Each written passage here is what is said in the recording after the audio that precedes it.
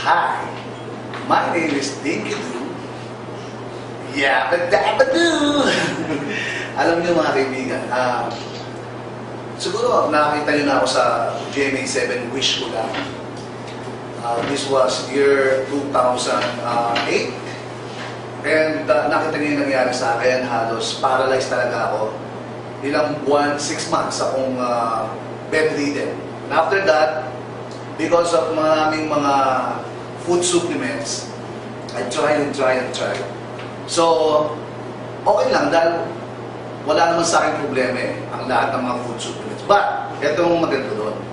The good news is, dahil naging komplikasyon na ang sakit ko, lalo na sa diabetes, okay? Nag-umpisa lang yan sa uric acid, tapos sa lahat na. Nagkaroon na ng mga hindi magandang epekto sa loob ng katawan ko. Ito ang maganda rito. Ito lang, itong, I think mga 3 months or 4 months ago, yung yung pinakampa ko kasi, nagpalinis ako, okay? So, ang nangyayari ngayon, nasugatan yon. Okay, to cut the long story short, lumala. Tapos, pinaka-opera ko, binigyan ako antibiotic, lalong lumala pa.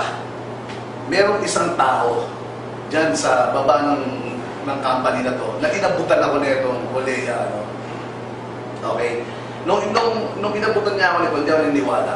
So, wala namang mawawala. Sinubukan ko.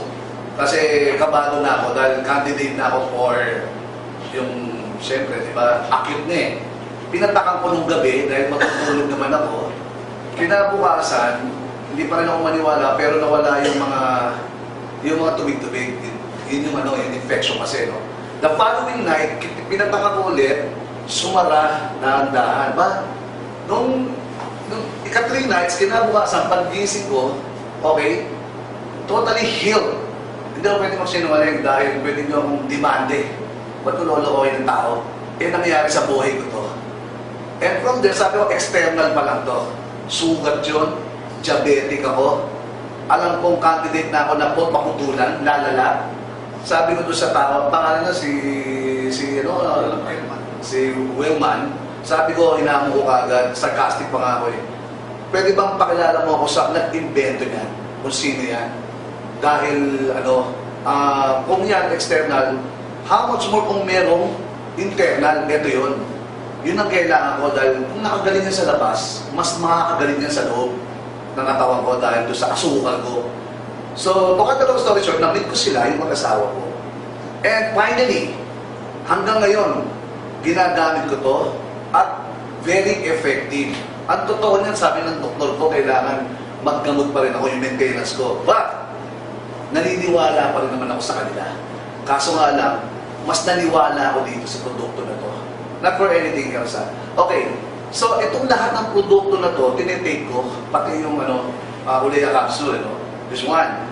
Even my wife, meron siyang meron siyang sa kanyang tao na yung mga boobs pa, bumukod-bukod.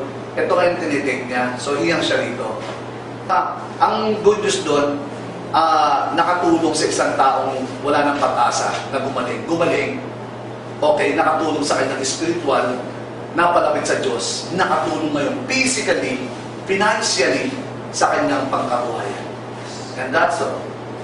Ladies and gentlemen, the one and only Olea. Olea!